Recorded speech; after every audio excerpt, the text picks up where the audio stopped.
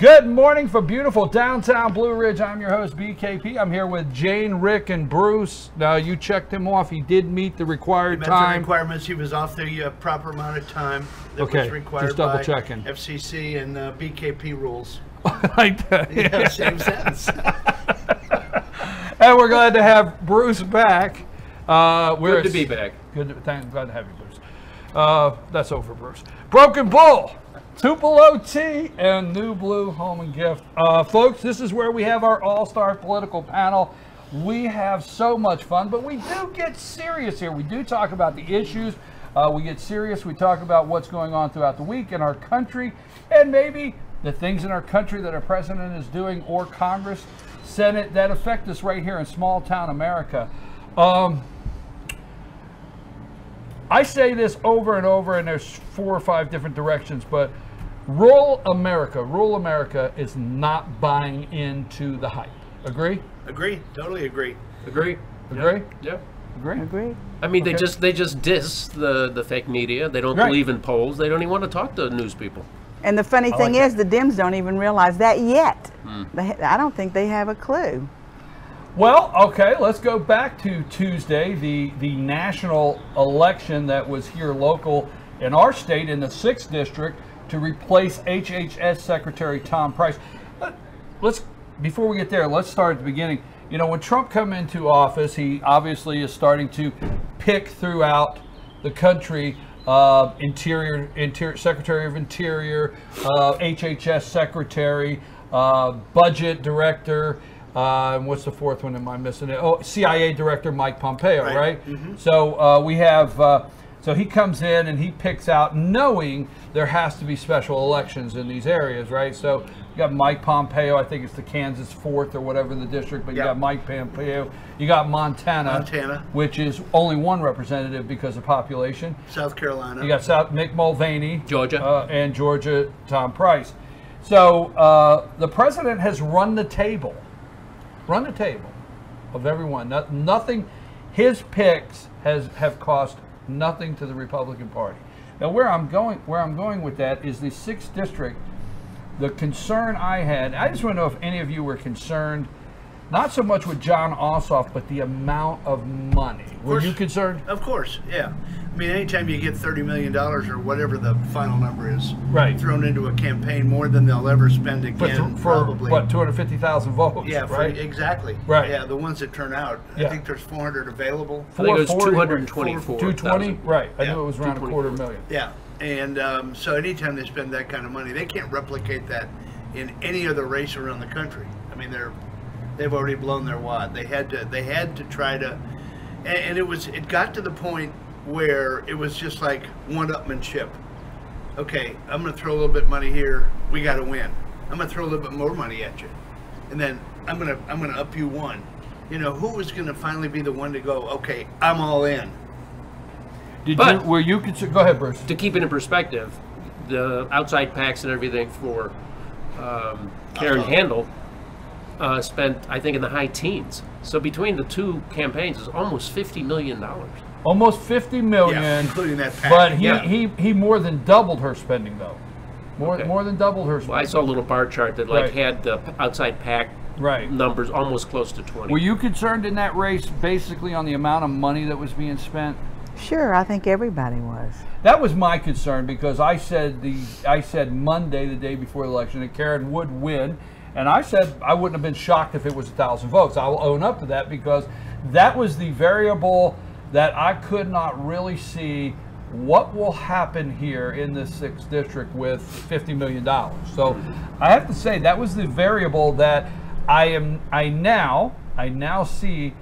The American people, it's not the money.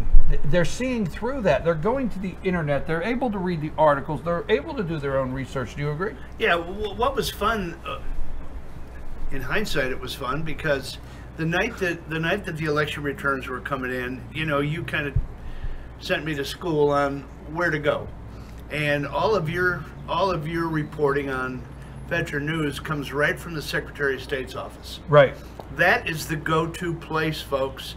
When you watch the crawl on the TV and it said tied 50-50, and then you're on the computer right next to it, she's up by four percentage points. You know, all they're doing is trying to suck ratings down and try to keep people interested as long as they can. But having said all that, the key to the whole thing, as we talked about over the last 3 weeks, was DeKalb was going to go Ossoff. Right. Fulton had to turn out. Cobb was going to go Handel.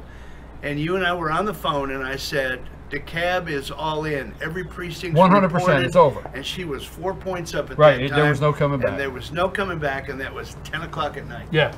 Yeah, you and I were talking. You said DeKalb is 100% reported, and she's still 4 points up. It's over. It's over. But, you know, something just on that note out there to the viewers, and we understand you.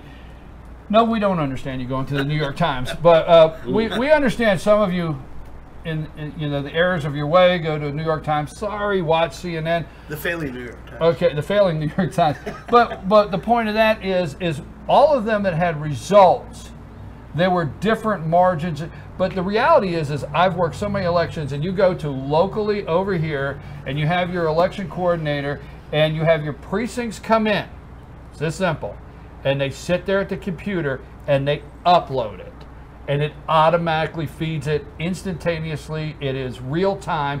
And when it's uploaded to the Secretary of State, you will see it. So if you don't see it on the Secretary of State's website, it's not happening. It didn't happen. Every 4 minutes it was updating. And this is not an endorsement. We want to be careful because I don't want to go down that road.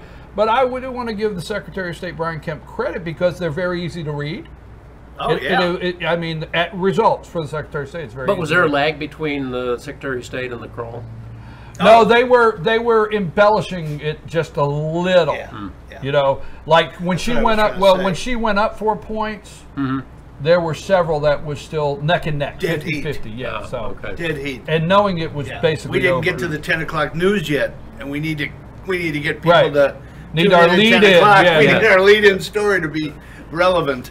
I was concerned about the money being spent. Are you happy? Are you happy in this respect that I don't want to say no amount of money, but the American people have crossed that hurdle? You can go spend all you want, but we are going to be able to dig and research the truth and get our word out.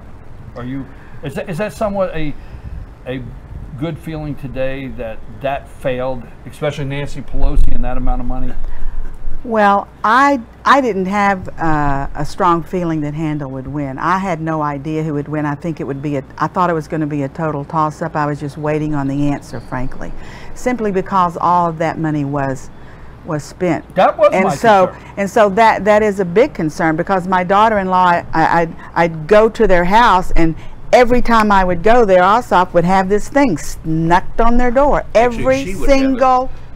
Huh? The door hanger. They hangers. They would have a new door hanger on. No, Jane is hitting a home run here. The door hangers. Every time you went, they had the people. They had the workers. They had the money. They had the campaign offices. They had everything they needed. Right. So I thought, I agree with you. This is an uphill battle. But two things really encouraged me, and one is just on a general national United States level, is when you heard the gentleman say, I haven't voted in 10 years, or this is only the second time I voted, and he got up off his TV chair or wherever, went out to vote for Handel because he was not going to let that happen.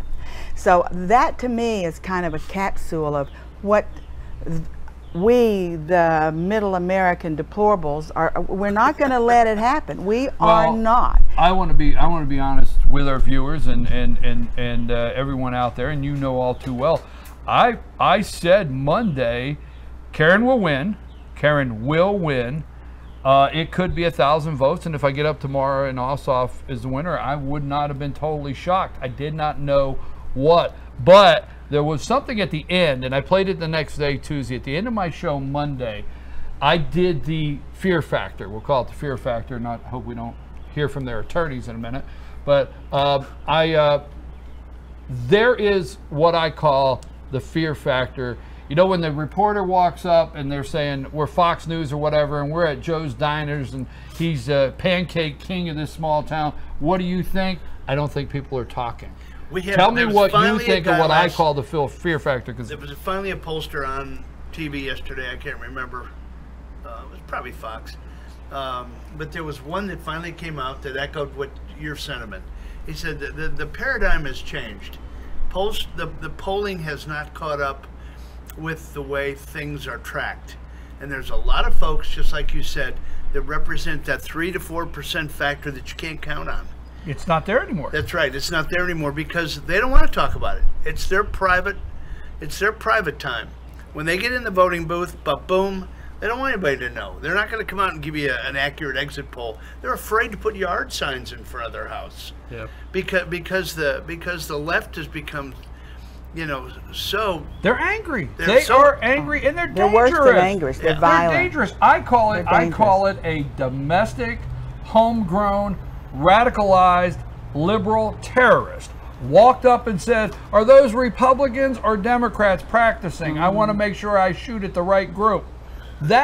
Right? Trump made reference to it in his speech in Iowa. Right. He said, look at all these conservative folks. And let me tell you, folks, they don't like to fight. But if they like to fight... Too bad we don't protest. They're lucky we don't. They're lucky that we don't protest. And we got bikers for Trump right here on the front. I feel well protected. I can get into that. That was great. It was a great line. But I think you're exactly right. And I said that Monday when I closed the show, I said, there's what I call this factor that cannot be counted, that people are not going to talk to pollsters. They're actually in fear of what somebody would do to them in some of these areas if they found out they were Trump supporters.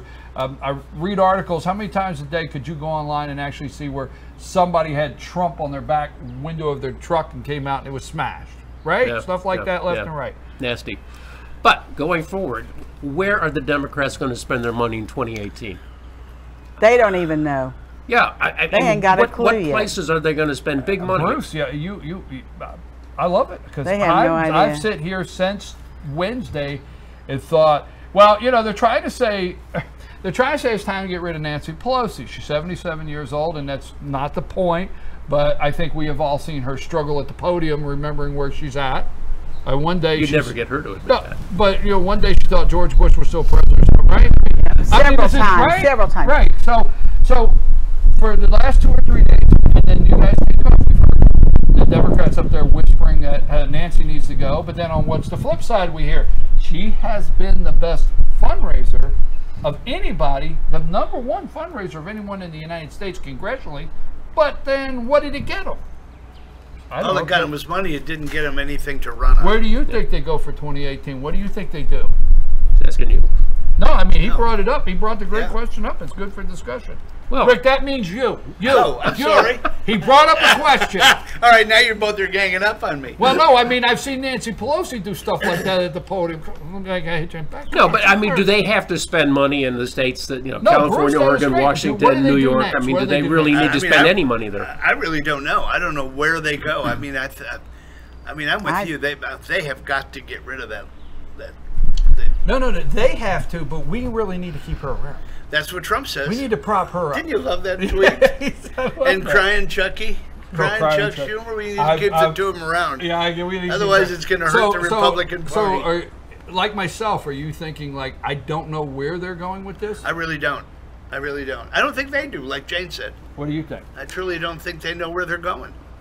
Well, the thing about Nancy Pelosi, in my view, is that she has got a mental issue, et cetera, but the scary part, we go back to the power and the raising of the money. I believe, I've heard several times this last few weeks, Pelosi needs to go, but she has so much power. That word comes over. So I'm saying, why does she have so much power? That's the question. Now, you can get into things we don't talk a lot about here, but she has a lot of power, and I want to know why. So she can raise money. Well, if she were not raising money, someone else would be raising money from the same movie stars, but she has a hold over people that aren't even in the Congress, over other people, and Pelosi is a dangerous entity, I believe. And if they got rid of her, I think the Dems would be much better off, frankly, because people are now looking at her. Even the Democrats are whispering, but they're afraid to do anything. Like, this is a liability. She's a liability. But look at the DNC, Tom Perez. I mean, he's left the Pelosi. I mean, Pelosi, you could argue, is somewhat. Well, have any of you? This is a good discussion. Have any of you heard in the last couple days Democrats have to start getting a better candidate. Have you heard that? A better candidate. But they don't have anybody to mention. Wait. This morning on Morning Joe. Oh, gee, I don't we watch go. that. I can't see. Can we get back? Joe and Mika. Yeah, Muskrat Love. Muskrat Minka and Muskrat Joe. Okay, yeah, that's okay. This morning on Morning Joe, which I have to watch from 6 to, I have to keep up with the enemy of the state. So they're all on the round table for the last 2 days, and Joe Scarborough goes off, and I laugh so hard because I have video of this, because I have said for years, Of course you do. if you want to take back the country, you take back your city, you take back your county, you take back your Board of Education, you take back your state, then you take back the country. You build it up. I've said that for years. I got video. And Sam, I was right again. That makes Sam stay when I tell her, oh God. Was she arguing with you? No, she better not be arguing when I say I'm right. Anyhow. It's not worth arguing over. Whoa! So all jokes aside. Big eye roll over there. I'm used to it. Monday through Thursday. Anyhow, they're talking about climbing this up. Have you seen the numbers of what state-wise, locally, state houses, Senate, local state Senate, state reps, state governor houses? Have you seen the numbers of the Democrat collapse over the past several years? Yes. Like 1,100 positions. 1,100 positions, exactly. It parallels the model I've yelled at for years, that model, okay? So Scarborough's on there this morning. Democrats are going to have to understand what Tip O'Neill said. All politics is local. All politics is local. That's just a Budweiser truck. Yeah, I told everybody, hey. right? Not, You at were least it's just not a the little late. propane truck. I tell you, this Bud's for you. Huh? I did get. I said 8:30. I got the time wrong, but I told you the Budweiser truck will be here in a minute. So everybody, rest assured, if you're coming up to Blue Ridge, wondering if they got a Budweiser truck just went by. Anyhow, where was I at? Joe Scarborough. Well, we were talking Local. we were talking about something I was right about. Usually I don't You forget take that. back everything and then you get the next. So Scarborough's yelling that this morning. All jokes aside, he's yelling, what they got to do is they have to start focusing. And this is a quote this morning. I'm going to get this clip and play it Monday. They got to start focusing on winning as mayor and winning as county commissioner and winning as a state representative. That's what Democrats have to get back to do and grow from the ground up. Now, there's where I'm going. They got to find the guy or the girl that said, hey, remember, vote for me. Vote for me. Vote for me. You and I were in Park and Rec together. Yeah. Right? Yep. Our kids played soccer together. Right. Vote for me because you remember when we argued about paving that parking lot over there? Vote for me because it connected, right? Yeah. This is the discussion they're having. And then they said they just can't go out and get a guy like Ossoff. I said, would you care to tell anybody that Ron Slotin was in the race? Ron Slotin was 29 years old, won his first election as a Democrat in Sandy Springs as a state senator. I know him. Right? You know Ron? Sure. There you go. You just completed what you know Ron. I do. And if you were somewhere Ron, You know what? He's a good guy. Thank you. That's what Well, that's I'm just right. telling you. But you know he was in the race. Sure. And the DCCC created Ossoff because that's what they wanted. And what Joe was yelling this morning, what Joe Scarborough was yelling this morning, the Democrats had that. Ron Slotin, elected to state senate in that district, lived in that district, kids grew up in that district, and has a business in that district and paid taxes in that district. What a concept, huh? Huh? Yeah. And now they're saying, we have to have better... Ossoff wasn't the candidate. Whoa, put the brakes on there. Pump the brakes, Joe. All you liberals, you had a candidate in that district. You know, there were two or You see three. what I'm saying? There were 2 or 3 candidates It was in that 5 Democrats. in the 17 Right, that could fit that same mold. right. I mean, they came out of a neighborhood that, they've held public office. They were respected. They were business owners. They had kids growing up on the local teams. And do we get zinged here or what? Did you get a zinger? No. It's somebody's birthday. It's somebody's birthday, and they wanted me to know, a viewer wanted me to know that the Budweiser truck brought their birthday present. So It took a semi to bring the birthday yeah, present. yeah, so Heck of a party. yeah, so I just got word that that's delivering a birthday present to somebody. Nice. But, so I didn't mean to interrupt. And I've gotten a call and a message I wasn't able to take from Rena. Can you check and see what she's trying to tell me this morning from the Humane Society for our Pet of the Week? Please tell me the star is going to show up. Where were we? You were finishing the Scarborough story. No, the thing is, it's slow. the We got to DCCC. that, and you answered everything. You know him? I do. He's a pretty good guy. Yeah. If he'd have come up to you and said, Rick, I know you, I know I'm a Democrat, but I know you and I want to represent you. Right. You may not have voted, but you'd have thought different than Jon Ossoff, right? He's a centrist. So was it a He's- power call from the DNC? I mean, they Yeah, just sure. overruled? They're going to own every candidate. There's no such thing as you having a candidate that represents the area. They're not looking for representatives. You understand what I'm saying? I do. We keep getting, I'm going to say, Well, they're fooled. trying to shortcut the process. Well, and They're trying to well, buy the wait a minute, process with okay, whom they okay. want But- in.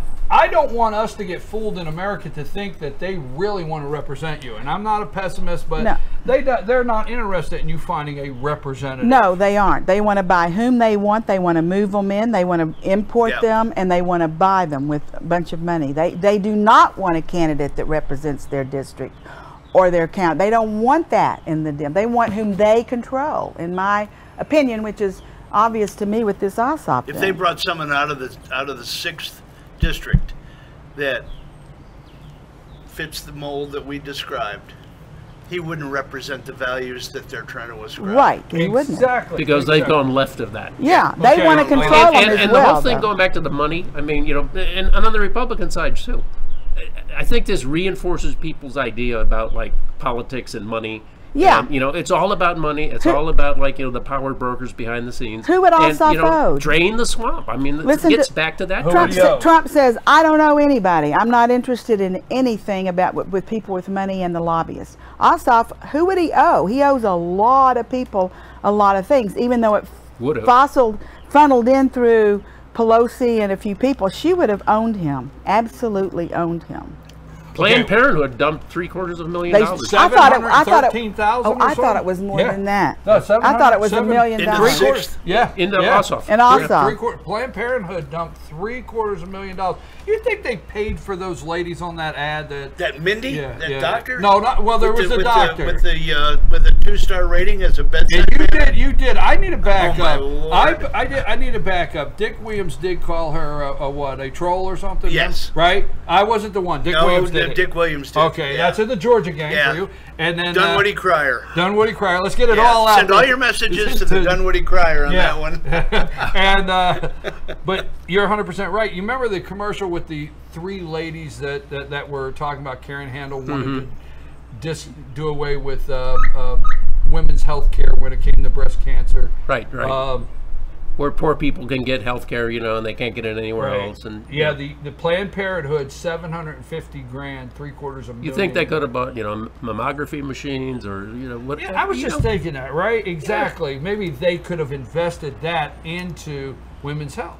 There you Hello. go. There's a novel idea. I have a question. Before we go to break, we got to get off the 6th district, but I know we enjoy that and we've all kept up with it. Your favorite commercial in that? Now, I know what people are saying. Really? You're saying favorite? I was so sick of them. Okay, the best effective commercial in the campaign for the candidate. Which one was for you? It wasn't a commercial. It was during the debate, you know, when Karen said, you know, well, John, who are you going to vote for? Could you stick with the commercial? It was commercial. It was commercial. You want another week? Is that what you want? I forget it. I don't Bruce know is all the out. What did commercials. I said commercial 3 times. I You said did. commercial. You did. Check it. Thank you. Commercial. Is it my turn? Yeah. Okay. I'm gonna But go. you're right about that. Who are you going to vote for? That's Yeah. pretty. I'm gonna go with the Rice-A-Roni commercial, the San Francisco the treat? San Francisco treat commercial. You like that And one? I thought that was so well done. You know, they had to take it down for a while because they have copyright infringement on the the they cable car company. photoshopped The cable over car. the cable car. Right. So they took it down for a Right. while. They redid it. They brought it back. Yeah, they were It not was- allowed to go It over. was brilliant. I mean, they had every. We have Nancy Pelosi, Oh, and my now we're goodness. going to have Jon Ossoff. That's We're right. so happy out there. That Yeah. was a good one. Yeah. You? Well, I don't watch a lot of television to see the commercials, and I block them out when they come on. But the one I thought was the most effective was when Karen Handel said, I'm going to go vote now for me, but Ossoff can't vote. You like that? Yeah, that would have turned, I think, a lot of people thinking, what am I thinking? He doesn't even live here. And they may not have heard it before, but I thought that was a pretty good way they hammered that point to pretty put good. that, yeah. Really? Yeah, Okay, that's well, a good one. obviously you may feel this is unfair, but then again, I have two. You made up for me. I'm gonna throw one in for Bruce, for good measure. Okay, one commercial that I thought was awesome, and I was afraid it wasn't soon enough. I was a little nervous, but when Karen was actually sitting there talking about she lived there, that was it. Just 30 seconds of, I'm Karen Handel. I'm from the district. I work in the district. I grew up in the district. Steve and I have been. She put herself in the district, just like you said, Slotin. That was so powerful to me, because it was it didn't say my opponent is here. My opponent's not married. My opponent's been has a fiance for 12 years. Okay, but my opponent can't vote here. All right. She didn't say any of that. She just highlighted she was from the district, wanted to go to Washington, D.C. and represent the people of the district. Number one. The second one, the most powerful commercial I think she had, was her friend with cancer. Yeah. That was a good commercial. It was. It was. Karen Handel's friend with cancer, just it's almost like they had all those off commercials, and they put them all together and waited, and then had the power come out and say, I have cancer, and Karen's my friend, and Karen stood by my side. Right. Yeah. I thought that was a great one. And we're going to break, but Kellyanne Conway, we love you. For all of you out there that think you're so creative, Laugh My Ossoff belongs to Rick. Sorry, don't touch it. He's the first. Let's go to break.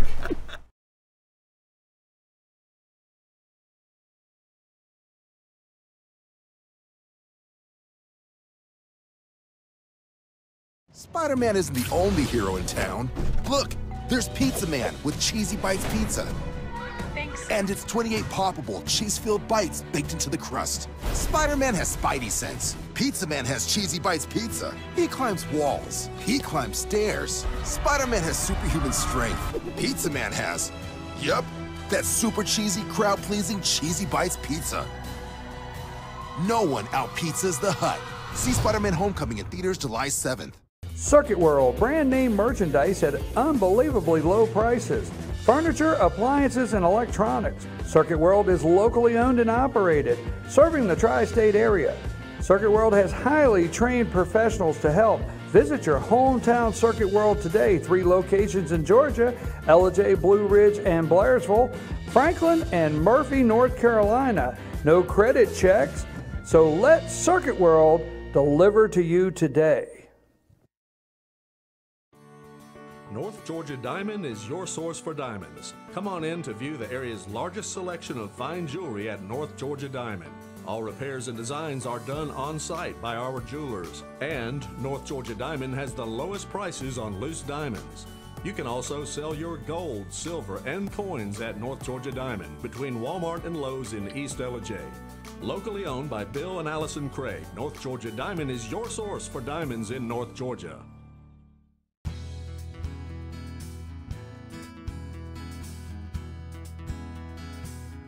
Hello, my name is Chad Watkins. I'm the manager at Larry's Body Shop. We are a family-owned and operated business and have been serving the North Georgia area since 1978. We are located at 1216 Progress Road in Ellijay, Georgia. Our shop specializes in collision repair, and we work with all major insurance companies. Larry's Body Shop is ICAR Gold, the highest role of training recognized by the collision repair industry. It is estimated that only 10% of collision shops meet these standards.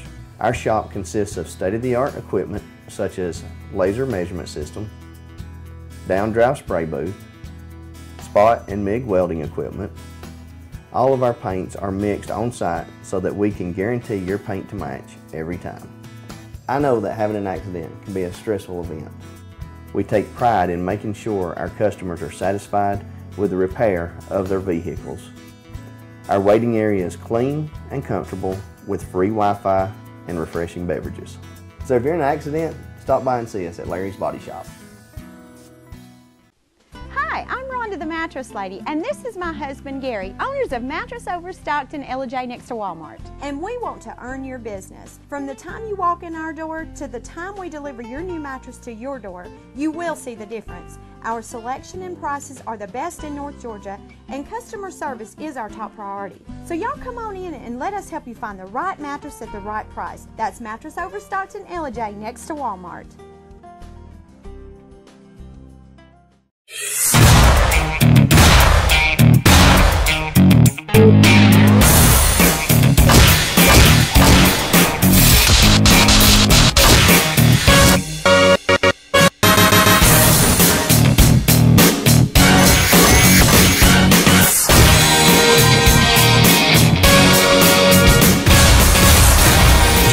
Schottenkirk Ford in Jasper. Highway 515 South, Jasper. SchottenkirkFordJasper.com.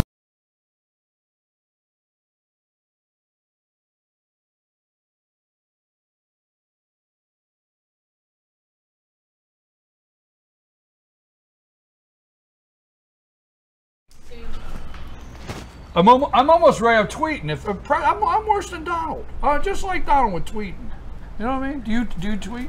I've started tweeting, yes. You? Okay, I'm going to do a class. Let me tell you what really made my wife's day yesterday. You know how she tweets? We need to hear this. You know how she tweets? No. She got 2 likes from real Donald Trump. No. Yes. I texted that. Absolutely. I thought that was Cindy. This is the Cindy chick. Wow. He's gone. He's out. No. Yeah, she's got You don't get to pull that card. I can pull it by her phone. She said, "Oh my gosh, I got a like from the president." What was the tweet? Tell us the tweet. Oh, it was about that the Dems need to get off the Russian thing and concentrate on getting a policy, something like that. Yeah. Well, you know what's funny? I mean, it wasn't. I will call. It wasn't mean-spirited or anything. It was just factual. I will call. She answers the phone. She doesn't say hi. She doesn't say, "Do you want to talk to Rick?" Brian, have you read my tweet? Cindy, give me a minute. No, I'm joking, but I tell you, that makes my day. We went over there one day at the computer. We're going down to them, and she enjoys it. And I read her. Yes, that's good. You use Twitter? No. Got to get we'll work with you. Hey, we're here at the Broken Bull. If Donald says the way to go, it's the way to go. Tupelo T, waiting for the lights to come on there. And new blue home and gift. And oh, by the way, folks, you're stuck with us. You're just stuck. Our star of the week, we've had a don't get upset, don't get nervous, everything's okay. But our star of the week, we've had a little pet emergency, medical emergency that they have to go down to the vet this morning to take care of something. So we will not have our pet of the week segment. We have a nice little guy over here. I want to know if he would stand in for that segment, so we don't know. We might bring him in to say hello, a visitor this morning. We may have an open chair. Let's see how Bruce does here in the next 30 minutes. Might hand it down to a different generation. We'll keep the chair in the family. Thank you. We just pass from one generation to the next. Kennedy the fourth, right? They just I keep wondering how many more Kennedys are going there. You know, I can get my grandkids over here too. You can fill every one of these chairs. Jane, you got a few, right? I got a few, but all but one. No, a lot of them would have voted the wrong way, so there'd be an interesting discussion. Oh, okay. Yeah, but we have very interesting discussions. We do. Okay, the President of the United States, and I always have to give Frank this credit because Frank from LJ, right? Frank from LJ and I were talking one day, and he just put it out there. He said, "You know what it is? The media is playing checkers, and Trump's playing chess, and it's that simple." And that's a home run. There's no sense of expanding on that. He is playing chess. On May 12th, Donald Trump tweeted out, and this is how MSNBC, I know you don't like hearing it, but this is how they opened the show. This was the breaking news, was his tweet that he did not record anybody. That was important. Could this be, and I actually watched it, could this be the tweet that ends his presidency? They are making comments like this. But on May 12th, he tweeted out, "James Comey better hope that there are no," quotation, "tapes of our conversations before he starts leaking to the press. That was on May 12th. Well, what do we know? Just to give a little highlight here. That caused Comey to set up in the middle of the bed in the middle of the night and said, "Oh my God, what if I was recorded? Better leak this. Right, I better do something illegal." You think it was illegal that he sent that to the New York Times? Yes, I do. Absolutely. Okay, Yes. we know that. Hey, look, if you hear some other people out there, but we all know it's not It plain. never was even addressed. I mean, So he leaks it to the New York Times, and what does Trump do? On June 22nd, yesterday, 9:55 a.m., that's important, with all of the recently reported electronic surveillance, intercepts, unmasking, and illegal leaking of information, maybe James Comey, I have no idea whether there are tapes, in quotation, or recordings of my conversation with James Comey. But I did not make, or do I have, any such recordings. What do you say to that? I don't know what to say to that. When someone said he was just having a little fun when he tossed that out. I don't. That would be a little much if he was having a little fun about it. I better hope it's not recorded. I would absolutely kill to Grind know my teeth a little. whether that whole thing was pre-planned or if that was a brilliant cover after the original tweet. I don't know. I think he planned it that way the whole way. Really? Yeah, to get into his head. That comes back to chess and checkers. Yeah. I mean, this guy's thinking 3 moves ahead. Mm-hmm. How's he going to get checkmate on Comey? And Comey's going, I'm trying to get over here to get a king. So the interesting thing is Comey said he put out that leak so he might get a special investigator started, which to me is just admitting I leaked it for this reason, and then if you're right, it backfired. If Trump was playing Comey, he played right into his hands, and it hasn't played out yet, but maybe it will. Yeah, wouldn't you love to know that, though? Well, I do. I'll tell you. Well, yeah, I think it was a brilliant chess move, and I think it was like pre-planned from the get-go. I think the guy. I mean, we're here in the Georgia trout capital, right? I think the guy can just really. I mean, he holds that line like this, and he goes, and it goes out there, and he brings it in slow, and he brings it in slow, and then he throws it up in a boat. And I don't know how that came across to you folks out there, but it's that simple. I think it's strategic. I think it was planned on day one. I think he said, I will make sure Comey, because see, the thing is, he doesn't say I. At no time he says, James Comey better hope there was no tapes. He didn't say I taped him. He said better hope.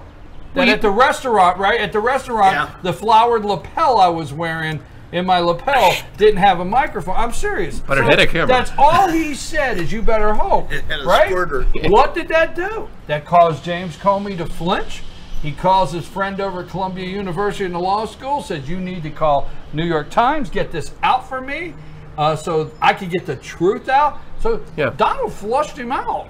Do you think on day one in the presidency, he said, okay, no tapes in the Oval Office?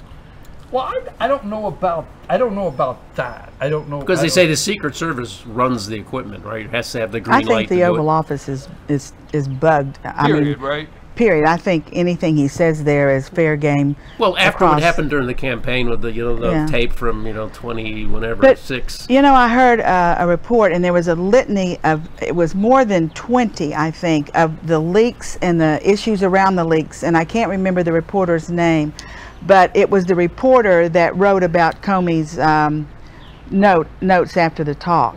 So they were linking the fact, making the point that Comey was a leaker way back, because it was always with the same reporter whom the Columbia professor went to with this last leak. And if you find that commentary, you would really be interested in that. The same reporter. So I think maybe they're slowly compiling a lot of evidence. I don't know if they'll ever be able to use it, just like Clinton. But I heard Clinton. The only thing I disagree with you on, don't take it wrong, is you said compiling a lot of evidence. The word is, I don't think they have found evidence on actually hitting No, well, evidence may be the wrong word. They have. I mean, that's the only, you know what I'm they saying. have. You know This what I'm would be saying. reason to investigate. It's kind of what they were saying, because it's the same reporter and that Comey used to take this last one, and they went back, and the same reporter is involved in 20 issues. But I'm not correcting you on that. No, I think you're right. Evidence is because I can't hear evidence without thinking. That's what we have on Hillary. That's what we have on Uma. That's what we have on Brian Pagliana. That's what we have on Clapper. That's evidence, and that's the only reason. Every time I hear that, it has a whole new. Yeah, that's the right. Yeah. Yes. Yeah. Okay. Robert Mueller. Should he go, Bruce? They missed their chance. He shouldn't have been appointed, but okay. I think now it would just be horrible to. So you think it would be? Do you think Robert Mueller being pushed out or told to go home, pack it up, would cause a problem? Yes, it's like venue shopping. Looking for a venue that's most agreeable to your case. It's like special prosecutor shopping. So, do you think Robert Mueller should go? Every time I hear the name Mueller, all I can think about is yes, I don't do that. Ben Stein, right? Mueller. Hey, Ben Stein, you're next. Bada bing, bada boom. He's out driving a Ferrari somewhere. That's right. Yeah. That's right. Okay, Yeah. Ben Stein. Let me ask you: do you think Mueller should go? Yes, I do. No, I do. I think he should recuse himself because of conflicts. Okay, I did put it in. I did frame it up. He should go, insinuating like they should get rid of him. So I understand where you're going. You backed up and went the right. He should man up. He should man up and say, I'm too close to this guy. I've mentored him. We've been attached at the hip. We've got, we've got history at the bedside when they refused to sign the order. Bedside? Yeah. What's this? What's the guy's name that was laying in the bed?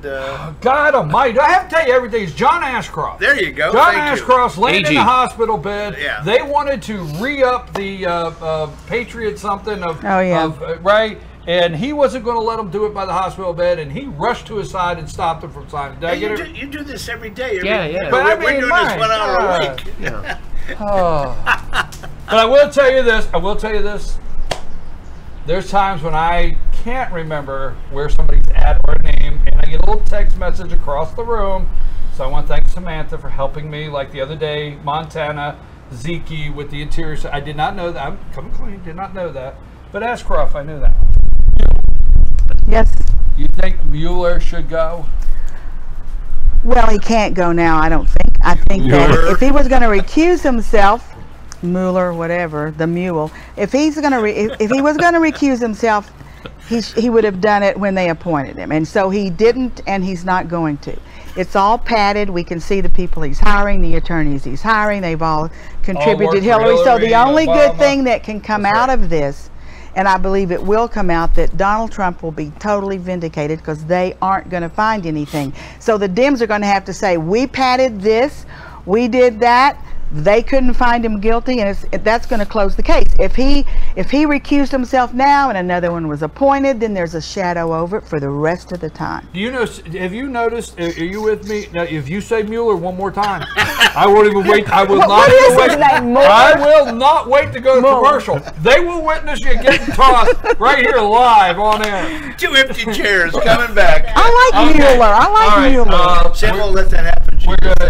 We're going to go to healthcare next. Okay. But before we leave, have you noticed, seriously, since the election the other night, the kind of wind coming out of the sails of the Russia, that ship has not been, had as much wind under it after Tuesday night? No, I agree with you. Do you agree with that? Yeah, I think they're searching, waiting for the next issue. They can start, ballyhooing. God, what can we say next? Yeah, there's got to be something that comes up. Okay, I don't know if you got a chance to see it, but I played it this week.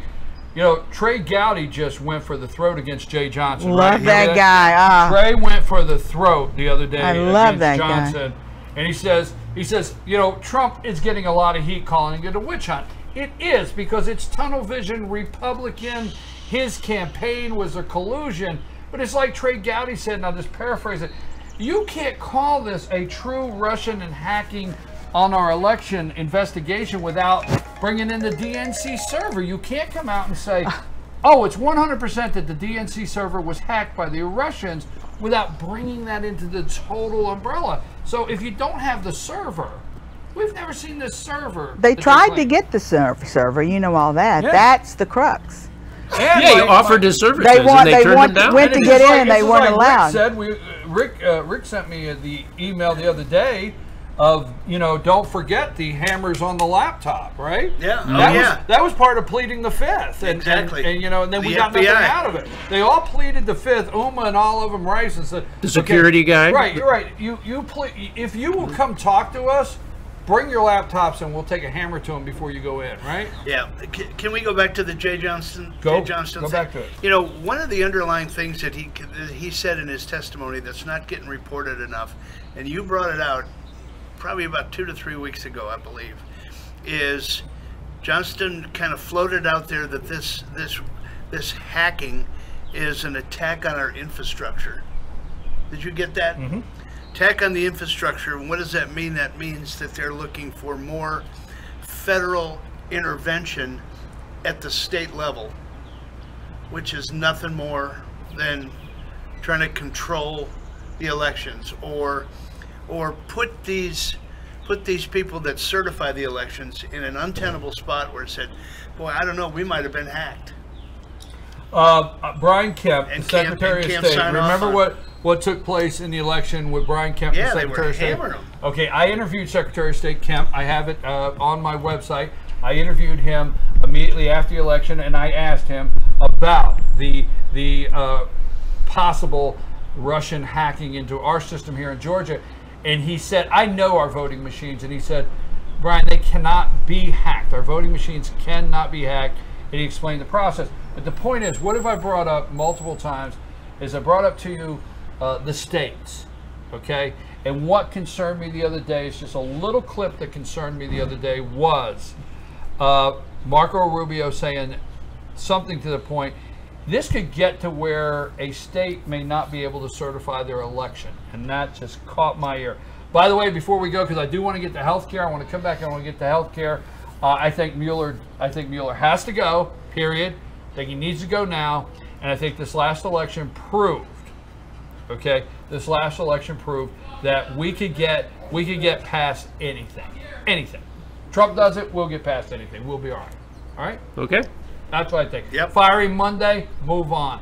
Tweet about it at 6:05 that you fired him at 6:02, and I'm happy with it. If you fire him, do you fire all the lawyers that he's everyone? hired? They're all gone. Start They're all gone. over. We'll start over, and we'll decide who should get fired in your health care. What do you think? I'm siding with Dr. Rand Paul, but we'll find out what these people think right after these messages. Take us a break, Sam.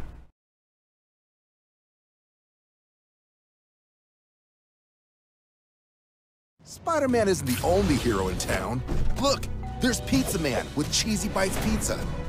Thanks. And it's 28 poppable, cheese-filled bites baked into the crust. Spider-Man has Spidey sense. Pizza Man has Cheesy Bites Pizza. He climbs walls. He climbs stairs. Spider-Man has superhuman strength. Pizza Man has, yup, that super cheesy, crowd-pleasing Cheesy Bites Pizza. No one out-pizzas the Hut. See Spider-Man Homecoming in theaters July 7th. Circuit World, brand name merchandise at unbelievably low prices. Furniture, appliances, and electronics. Circuit World is locally owned and operated, serving the tri-state area. Circuit World has highly trained professionals to help. Visit your hometown Circuit World today. 3 locations in Georgia, Ellijay, Blue Ridge, and Blairsville, Franklin, and Murphy, North Carolina. No credit checks, so let Circuit World deliver to you today. North Georgia Diamond is your source for diamonds. Come on in to view the area's largest selection of fine jewelry at North Georgia Diamond. All repairs and designs are done on site by our jewelers. And North Georgia Diamond has the lowest prices on loose diamonds. You can also sell your gold, silver, and coins at North Georgia Diamond between Walmart and Lowe's in East Ellijay.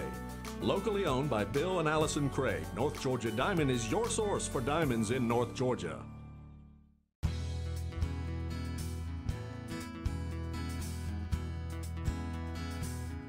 Hello, my name is Chad Watkins. I'm the manager at Larry's Body Shop. We are a family-owned and operated business and have been serving the North Georgia area since 1978. We are located at 1216 Progress Road in LOJ, Georgia. Our shop specializes in collision repair and we work with all major insurance companies. Larry's Body Shop is ICAR Gold, the highest role of training recognized by the collision repair industry. It is estimated that only 10% of collision shops meet these standards. Our shop consists of state-of-the-art equipment such as laser measurement system, down-drive spray booth, spot and MIG welding equipment. All of our paints are mixed on site so that we can guarantee your paint to match every time. I know that having an accident can be a stressful event. We take pride in making sure our customers are satisfied with the repair of their vehicles. Our waiting area is clean and comfortable with free Wi-Fi and refreshing beverages. So if you're in an accident, stop by and see us at Larry's Body Shop. Hi, I'm Rhonda the Mattress Lady, and this is my husband Gary, owners of Mattress Overstocked in LJ next to Walmart. And we want to earn your business. From the time you walk in our door to the time we deliver your new mattress to your door, you will see the difference. Our selection and prices are the best in North Georgia, and customer service is our top priority. So y'all come on in and let us help you find the right mattress at the right price. That's Mattress Overstocked in LJ next to Walmart.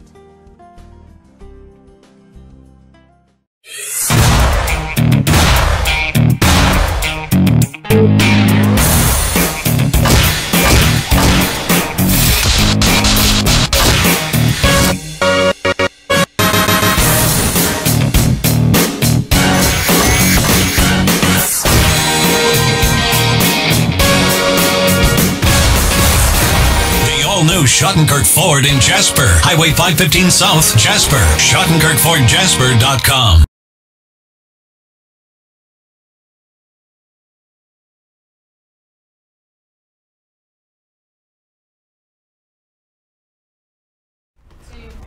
And we're back. I'm your host, BKP. You want to just take over the show? You got it? What's your next question? I'm listening about health care. Health care. My question is, why don't they let Rand Paul just write the dadgum thing and we'd be fine? I got it, but before we go there, I have to make a MSNBC reference one more time. Because I want your, I know he gets upset. We're at Blue Ridge, Georgia. I'm your host, BKP. I'm here with Jane, Rick, and Bruce at Sycamore Crossing. Minka, sorry I have to bring it up, but you know, this morning to them is news. This is a quote. Donald Trump administration, a developing dictatorship. Oh my gosh. Resembling, this is how low they've gone. I take these notes as I'm watching. Resembling North Korea. Oh my God. That kind of stuff is out there on the internet. You mean they didn't throw in Hitler at the same Trump, time? I mean, you know, But that is exactly why America's saying, you know what, you people are lost your credibility. Yeah, I think they are exactly. Too. I think okay. Are. If they had any to begin with. Okay, healthcare. Healthcare. We'll find out next week. Congressman Doug Collins, I spoke to his office yesterday. They are scheduling. I haven't gotten an email back yet, but they're scheduling one day next week. Keep an eye on that, Sam, so we know. But one day next week, Congressman Doug Collins will be on the show, and we'll ask him, because the House sent over a bill and signed it, had the Rose Garden ceremony and sent over a bill. The Senate now has it. We have 4 senators. I don't know the 4th one, but Mike Lee, I don't remember the other one's name. Mike Lee, Ted Cruz, and Rand Paul. And who is the 4th one? Johnson from Wisconsin. Ron Johnson from Wisconsin. Okay, that fast 3 times. they are no's at this time. Ted Cruz said you can get me to a yes, but Rand Paul, sorry. I love Rand Paul. Yeah, but he was on MSNBC. So, well, maybe he got his message out. Rand Paul said you can get me to a yes, but the reason he did immediately was because he thought it would give him more time for.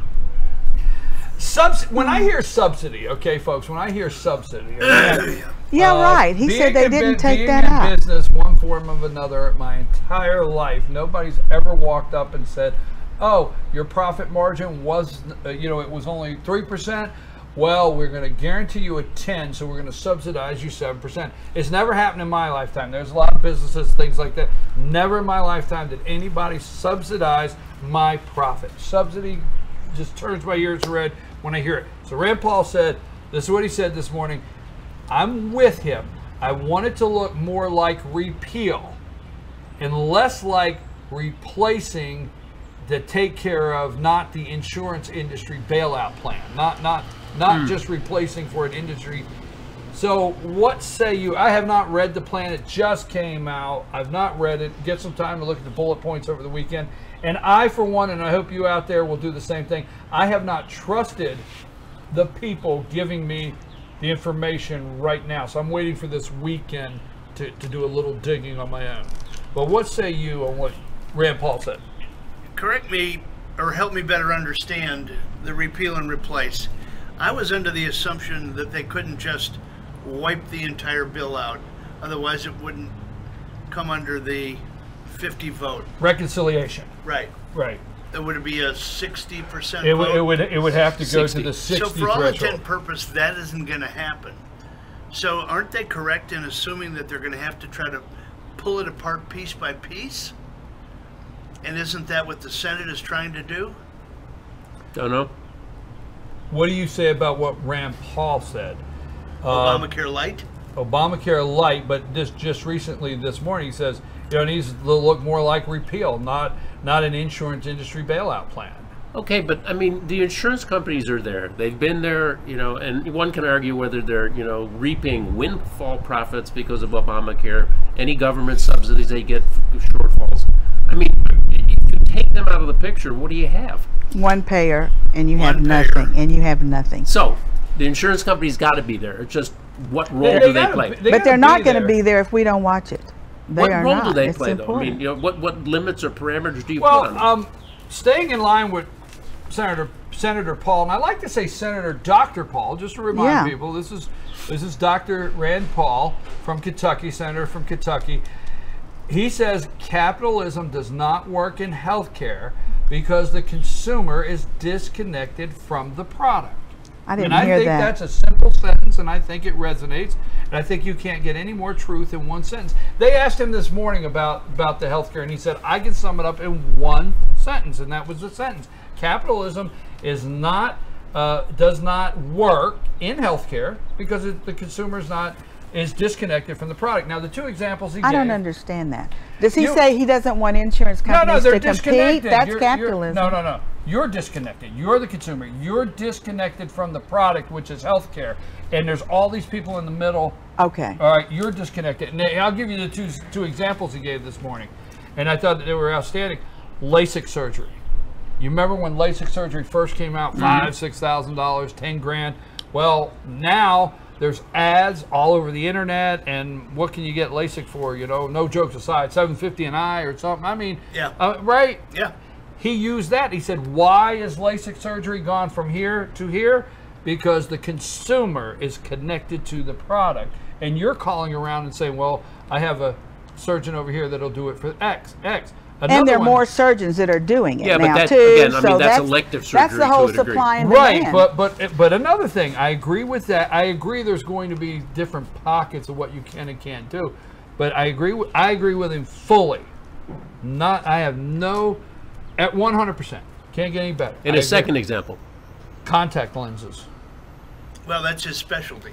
Yeah, he's an ophthalmologist. I understand, but he says in the contact lens business. But that's what he knows, so it's good to use it. Okay, but then you get into the more emotive stuff, like children with terrible diseases and things like that. We are not as a nation. We are a compassionate nation. Period. We are. Now we know that, and we are not going to let our children in this country that are poor, and we're not going to let our children in this country with disabilities or adults with disabilities in this country go without care. We're not going to. But if you look at health insurance compared to life insurance, for example, they have actuarial tables, and an older person who buys insurance is going to pay a much bigger premium because they're older and they're going to do the on the medical side, that's never been the case, where people that don't take care of themselves, eat unhealthily, or are obese, they don't pay higher premiums because that's unfair.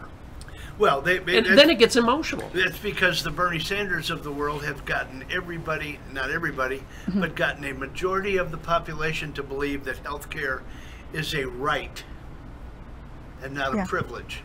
And when you say that, you sound very callous, and though. And right means entitlement. I'm entitled. It's a privilege. Yeah, and you got to separate the medical health care from the insurance, because like they overlap so much that they're like, you know, people don't even like think of them any differently, and they're different. We've come to concentrate so much on insurance and the premiums as opposed to the quality of the care. The consumer has to be connected to the product. Do you mean choosing your doctor? Is that what you mean? The whole thing. The whole thing. You don't have the whole thing. I mean, if you went for blood work, your doctor said you need to get blood work.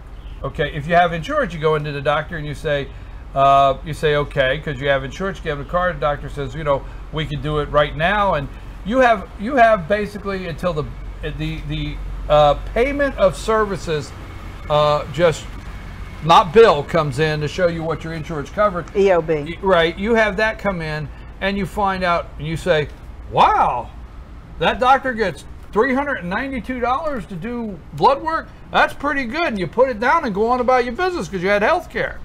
But if you were saying, I spent $392 for blood work, my God, this is true, because if you were leaving that doctor and your doctor says, here's a prescription for the workup, the panel I want, I need blood work, and you started getting on the phone, you know, hey, I need blood work, what's your price? Hey, we do blood work for $89. Okay, cool. They got certified. You can do that. You can. I know you can. Do you understand the point I'm trying to make? Well, or are you just trying to throw me off my game? No, I want to make a point about the EOB. I just had this happen and Bill explained it to me. I had an MRI 2 weeks ago.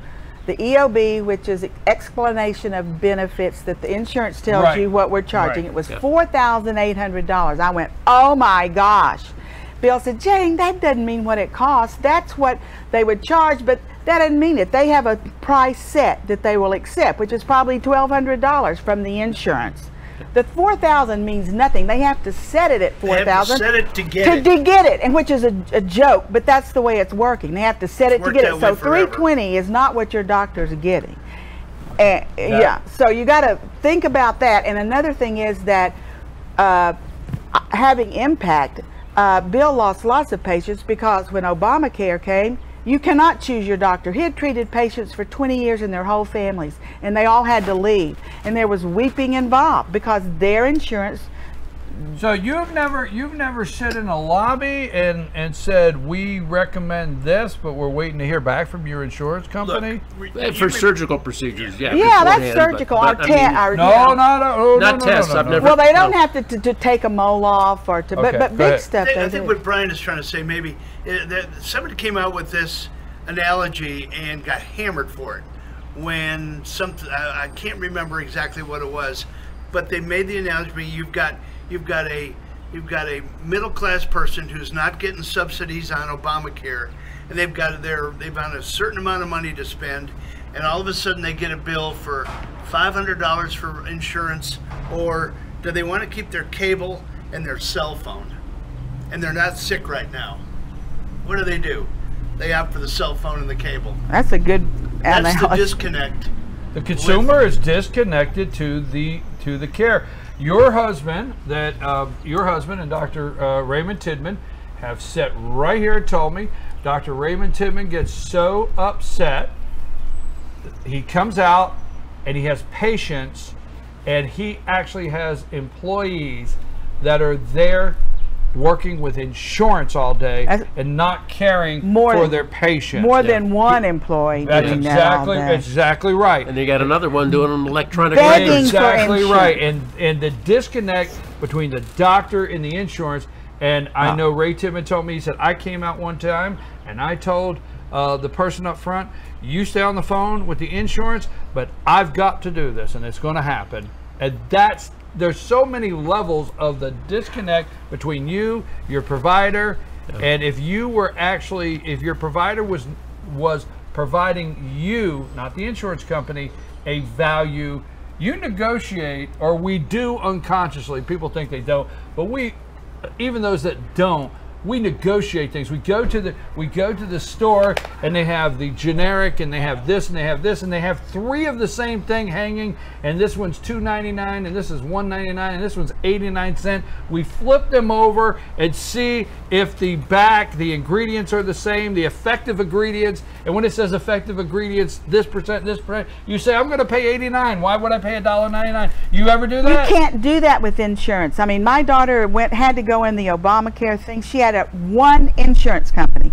I can go in and look, this one's going to pay this at the emergency room, this one's going to pay that, and depending where you live. Yeah, depending on where you live. That's currently, but if you I can't go to the pharmacy and look at the difference. But if you had 10 providers. Then that's capitalism. That is providers saying, let's have a choice. Is that called first?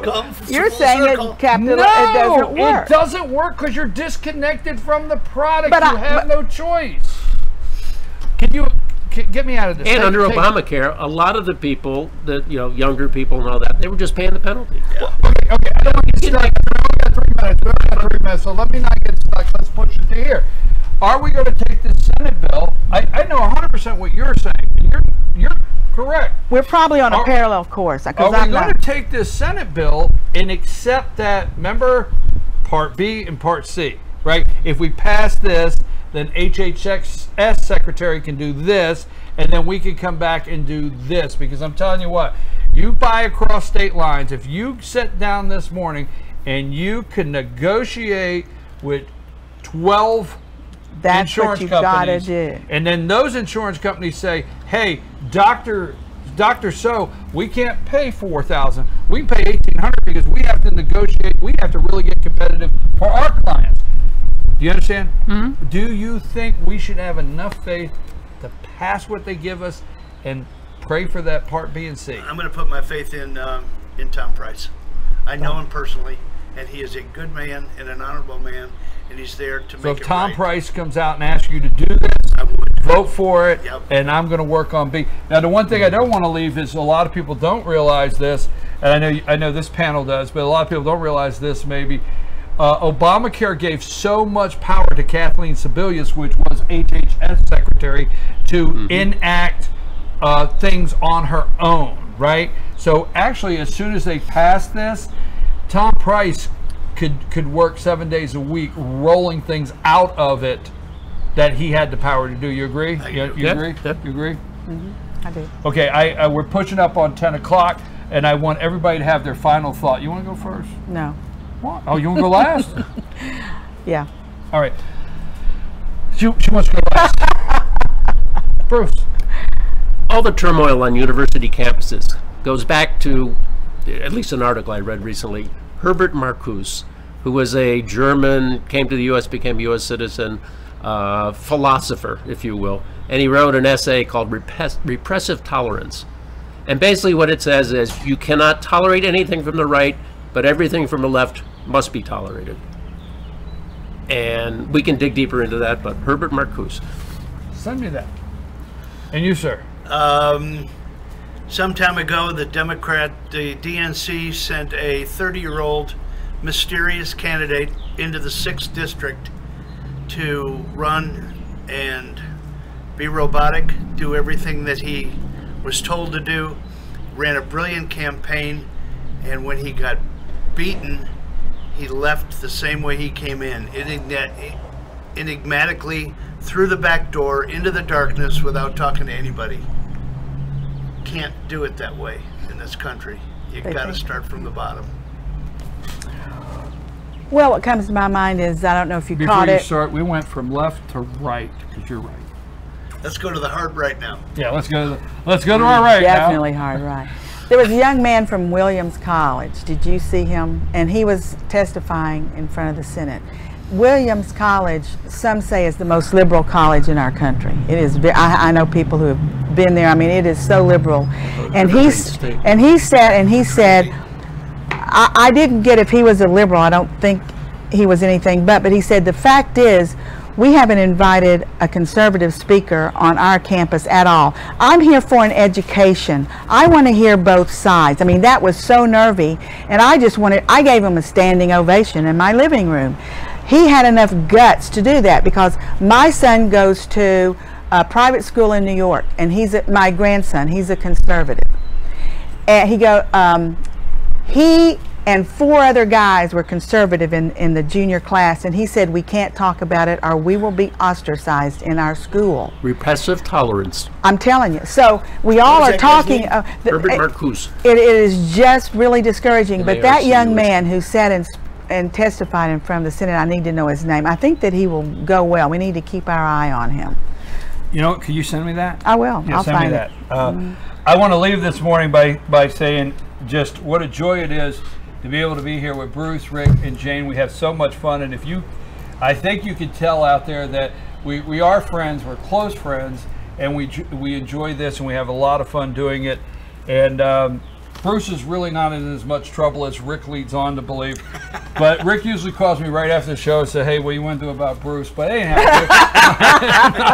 the truth comes out. Sorry. Hey, by the way, shout out to you. You had a pretty good week this week. There was only one word that I can come up with, and that's infamous. You said infamous, but you had a really good week this week. Okay. Oh, well, please, I have a final thought. It's 10 o'clock. Go ahead. I was going to try to work in my barometer as Rand Paul, or barometer, however you want to say it, but I couldn't get it in. Barometer. Hey, folks, you know, the President of the United States continually says that there's a witch hunt, but I'm happy to report there's one witch we're no longer hunting. We found her long ago. That's Nancy Pelosi. And ding dong, the witch is dead, and my new hero is Karen Handel. I said this all week long. I've said it for years. I have not always said the most flattering things about the new congressman of the 6th District, but I'll look in the camera. Karen, you're my hero this week. You're going to be for a long time, because the witch is over. Nancy Pelosi cannot recover from this no matter what they say. And I can't wait to see you in the Oval Office with the President of the United States in that big picture with both of you smiling. You know, that president you were trying to distance yourself from, as the media tried to lead us to believe. But Karen, good luck in Washington, D.C. You'll need it. Stay away from the water. We'll give you a list of people. Stay away from them. They drink the water and they ask you if you want a bottle. Oh, my God. We'll be back Monday morning. We're in Blue Ridge, Georgia, Sycamore Crossing. Get ready to go over here to Tupelo Tea. But we'll be back Monday morning, 8 a.m. in the office. I think that's it. Mueller.